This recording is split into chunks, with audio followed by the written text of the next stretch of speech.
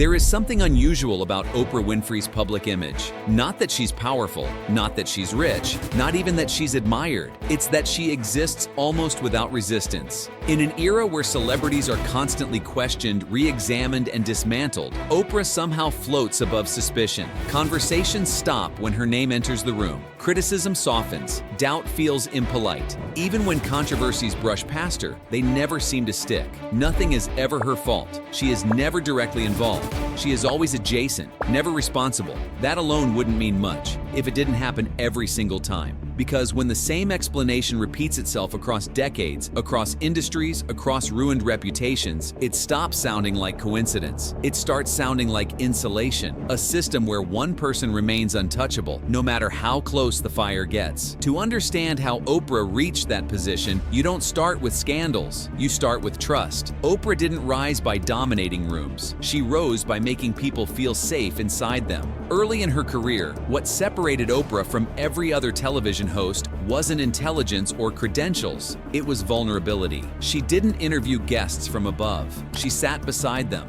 She cried. She confessed. She mirrored pain instead of dissecting it. That approach felt revolutionary.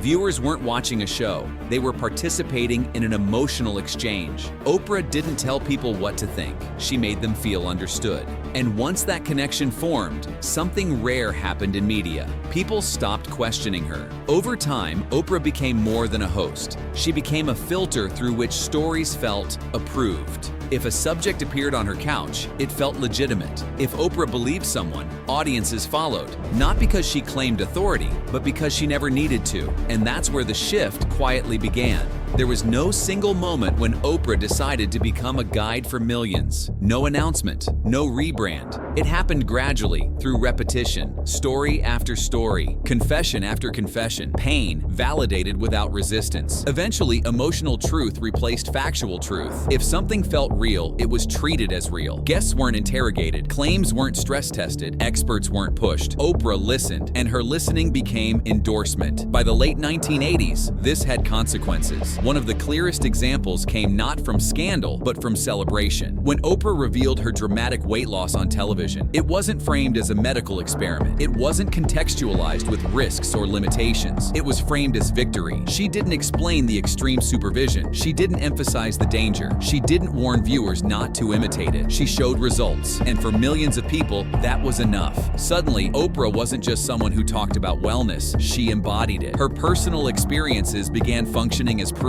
What worked for her felt transferable, repeatable, safe. That moment quietly repositioned her, not as a journalist, not as a storyteller, but as an example. And examples carry power. As her influence grew, so did her control. Owning her own production company meant something few viewers ever considered. Oprah didn't just host conversations, she shaped them entirely. What stayed in the episode, what vanished, what context survived, what response never aired. The show no longer reflected reality. Reality passed through Oprah first. With that control came risk. Because emotional television rewards intensity. The more extreme the story, the stronger the reaction. And over time, boundaries blurred between exploration and exposure. Oprah began inviting voices that didn't just share pain, but manufactured fear. During periods of national paranoia, guests were presented who claimed involvement in secret cults, ritual abuse, and underground networks that later proved to be fictional. There were no follow-ups, no corrections, no accountability. The stories moved people, so they stayed. Communities fractured, accusations spread, panic traveled faster than facts ever could. And Oprah's role was always the same: facilitator, not challenger. By the 1990s, her stage had become one of the most powerful platforms in the world. And power attracts extremes. People didn't come to Oprah to be questioned. They came to be validated. Criminals, radicals, deeply unstable individuals. Not to be dismantled, but to be heard. The show framed these encounters as courageous conversations. And sometimes they were. Important topics entered mainstream homes for the first time. But something else was happening beneath the surface. Pain was no longer private. It was performative.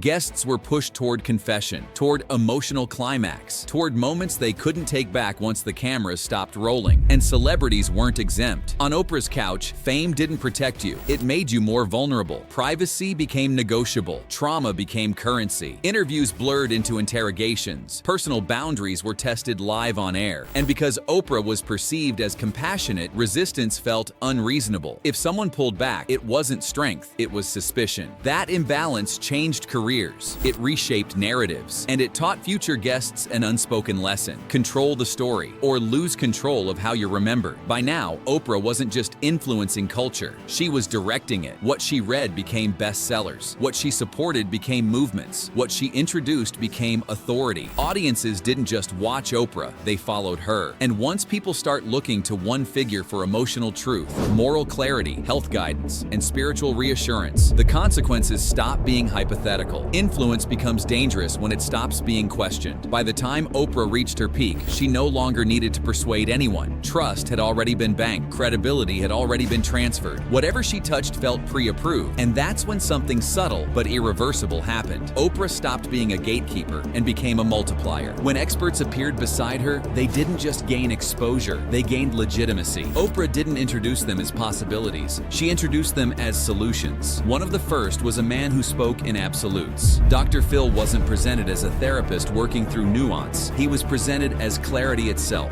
Problems were simplified. Trauma was compressed into digestible advice. Complex human behavior was reduced to catchphrases that sounded empowering but avoided accountability. Because on television, certainty sells better than care. Oprah rarely challenged him. She didn't need to. Her presence did the work. When she nodded, audiences interpreted it as confirmation. Emotional agreement replaced clinical evaluation. And once that formula worked, it was repeated again and again. Dr. Oz followed a different path, but ended at the same destination. Where Dr. Phil provided emotional authority, Dr. Oz provided scientific aesthetics, lab coats, charts, medical vocabulary stripped of caution. Early warnings slowly turned into endorsements. Supplements transformed into solutions. The message wasn't spoken directly, but it was unmistakable. If Oprah trusts him, you should too. When institutions later questioned his claims, the audience didn't hear corrections. They heard attacks. Criticism felt like betrayal. By then, the credibility transfer was irreversible. And Oprah, she stood still, not defending, not retracting, not intervening. Just present enough to remain connected, distant enough to remain blameless. This pattern didn't exist only in medicine or self-help. It appeared again in spirituality. When Oprah introduced alternative healers and spiritual figures to her audience, she framed them not as experiments, but as pathways. And once again, personal belief substituted scrutiny. The most devastating example of this wasn't a misunderstanding. It wasn't bad timing. It was systemic failure. John of God was not exposed because Oprah supported him, but her support amplified him beyond consequence. Her endorsement turned skepticism into silence. Women trusted him not because of his claims, but because of his proximity to Oprah. When the truth finally emerged, it shattered lives, not reputations. And Oprah's response was consistent with every moment before it: distance, shock, denial of awareness. She didn't create him. She didn't protect him knowingly. She didn't intend harm, but she had already done the most powerful thing of all. She had made him untouchable. By this stage, Oprah's empire had outgrown accountability. Her philanthropy shielded her. Her vulnerability humanized her. Her success discouraged critique. Challenging Oprah felt wrong, almost immoral, as if questioning her meant dismissing trauma itself. And that emotional immunity was more powerful than legal immunity ever could be. Mistakes were reframed as intentions. Consequences were reframed as accidents. Patterns were reframed as coincidences. And audiences accepted it because they wanted to. Because Oprah didn't look like power. She felt like comfort. But comfort is not neutral. When millions of people outsource their judgment to a single figure, no matter how well-intentioned,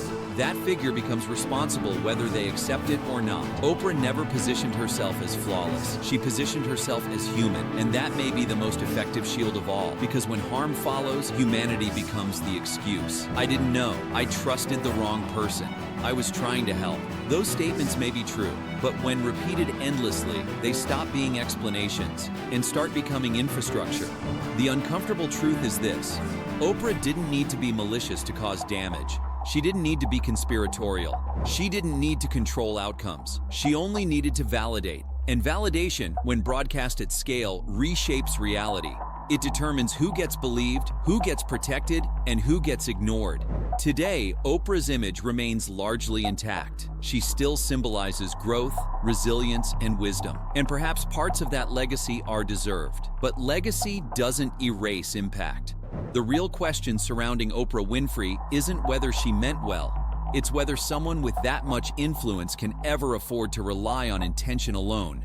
Because when trust becomes power and power becomes direction, the absence of accountability stops being accidental. It becomes structural. And structures don't collapse overnight. They erode quietly, under applause.